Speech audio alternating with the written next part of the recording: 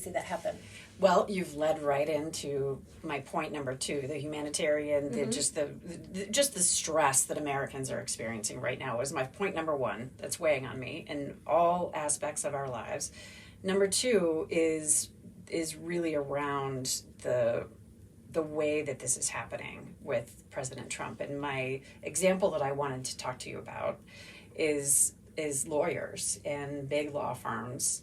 And I'm sure that not many of our listeners are going to feel bad for lawyers, but in this instance, what is happening raises concerns with me about the First Amendment and President Trump's interest in co-opting law firms to do his mission. And so private law firms now, and there have been many, more than 10, I think, at this point, that have been threatened, that have received a presidential order that said you need to do this and this and this differently. That's unusual in the first pass because, like, what business does the White House have in how a private law firm takes or takes not clients? You know, there are regulations that are in place in terms of ethics already in the legal community. Like, what role does President Trump have in shaping law firms? The answer is none. Historically, it is none. And he has now entered into settlement agreements with these law firms where they are giving him $600 million in services. It's astounding. And from my perspective, it is a serious First Amendment issue that the White House is using private law firms and captured them in this way to be his support,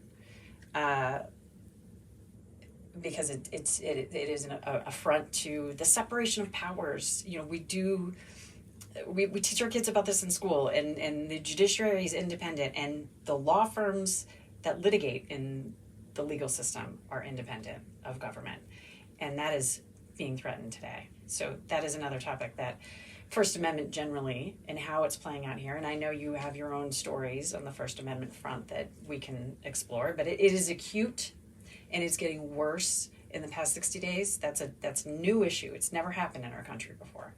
So I'm going to be honest, I have no freaking idea what you're talking about with the law firms. Mm-hmm. But you did say something that caught my attention because I do have a comparison that instantly popped to my mind. Okay. You had said that it's almost as if Trump is weaponizing. I didn't use the word weaponizing, but that's the word that popped. Heard. The way that, okay. Yeah, because that the way that you described it. And so that's what I heard. And automatic comparison is like, as the president, he shouldn't do this. As the president should also not weaponize the media. And I can give you black and white and show you where Democrats have supported the large media that has given a lot of information to the public, and the past administration used those media outlets. So I do hear what you're saying. I honestly have no idea in regards to the legal piece, but I will add to this that Trump was elected for the people. He wasn't elected, for the people that are making millions and millions of dollars. It was the rednecks, if you will, like the hard workers. Like, this is the backbone of what Trump wants to do. And as somebody that's had to use the legal system, as somebody that wrote my own lawsuit, right? Like, I wrote my own lawsuit against Governor Whitmer and the health department. It's not easy, Karen. As somebody that's supposed to be protected by the Constitution, I have to have thousands and thousands of dollars to even get myself to put the right case number and format and know how to do it. You literally almost have to know the legalities to be able to put yourself in a position to literally be heard. And if Trump is doing something with whatever you're talking about that has to do with bringing anything back down to the common people so that we can be represented and we can have a voice and not just be trampled on because we don't have the money to fight a lawsuit or get slandered because we don't have the money, because that happens. and it's happened locally in Michigan. It's happened to me, and I'm a single mom, and coming up with money to do this. I could give you so many other stories, and people in the system have abused it and abused the fact that a family, what are they going to do to fight it? And so I don't know if the two of those are correlated, but that just brings the topic that I think is important to discuss at the bones, is that Trump is here for the people. Trump is here for the worker. Trump is here to bring business back to America. And this is where I love that our insights are different. And I love when you say something and I don't know, right? Because we really have come from two different worlds. Yeah. And I think that's beauty. Yeah, and I to your point, there's not a lot of visibility into what's going to happen with that $600 million. President Trump said the law firms didn't do anything wrong. He actually said that, so it's a windfall for him essentially. And so how he ends up allocating that money, and whether it's for government projects. He did say at one point that he may be using the legal services to deal with all the countries that he's having to deal with right now, probably on both tariffs and immigration. But your point is well taken. I mean, it is an expensive industry, and the rates are out of control, but that doesn't mean that the president has any right to say, you can take this client or you can take this client, not this client, or you can do this or that. And we can get back to this at a different time. We can, because as a taxpayer, my money's taken all the time to give to people that aren't working. But that's right? There's no taxpayers involved with private tax see, law and firms. this is, I have no idea. Well, no, but if he's taking the money, what is he spending it? This is where I'm telling That's you. right. I don't know. I have no idea what the topic is that you're speaking of. Yep. Yeah, for me, it's a question of, are we all okay with this? Because this is a First Amendment issue, and I think we need to talk about it. We need to talk about whether the President of the United States has the legal ability to co-opt law firms. And many are saying it's okay right now. They're agreeing to it, but it has caused a huge ripple among a lot of people in the country, and it is a First Amendment issue. And there are others, that immigration has surfaced as another First Amendment issue, and we can talk about that. And then we talked about this briefly before we started, but the last thing that I have to mention today is the war on Ukraine. And President Trump said this would be settled in 24 hours. We are now 2 months into his term, and it is not settled. And in fact, this weekend, Putin's troops bombed a school playground and killed 9 kids. And then there was another bombing that killed 34 people.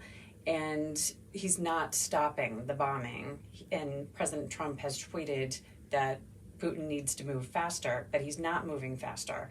And we were told by Trump that he would fix this on day one, and there are people that are dying, and it's just extraordinary that, in my view, that President Trump is giving an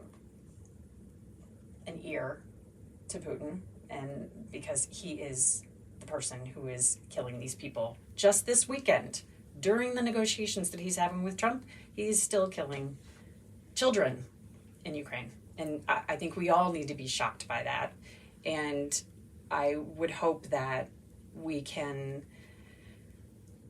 come to some path forward that doesn't involve us acquiescing to Putin's demands. So Karen, I want to just drop my words on this. Yeah. So number one, I don't think that anybody is going to argue. It is the worst of all evils to kill a child. Without a doubt, that is the most evil of all evils.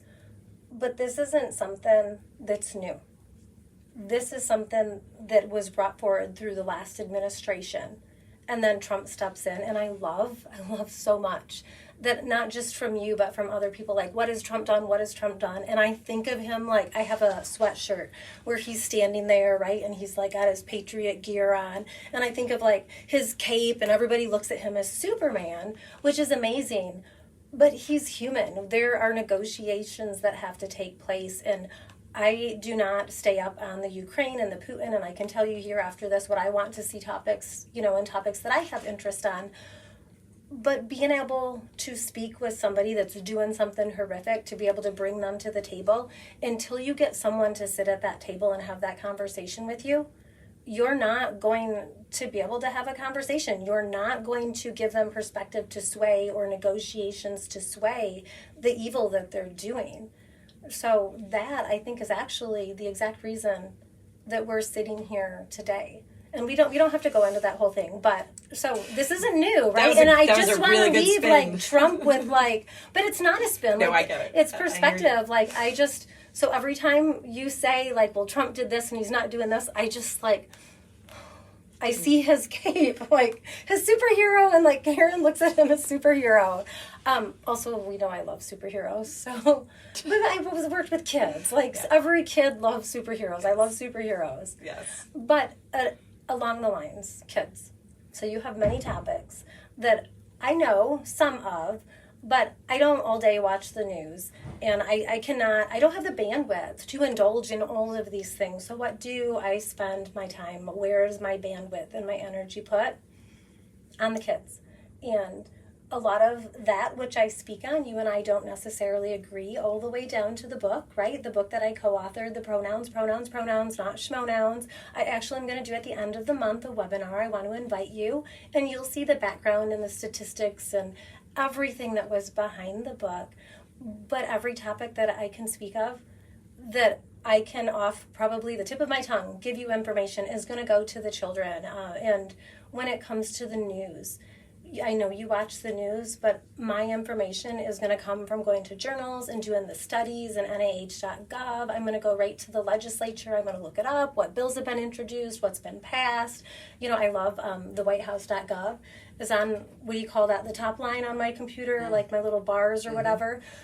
Yeah, that's right there now. It wasn't in November, all right? Afterwards, November 5th, boop, it's up there. So there's a lot of things that I think we can talk about.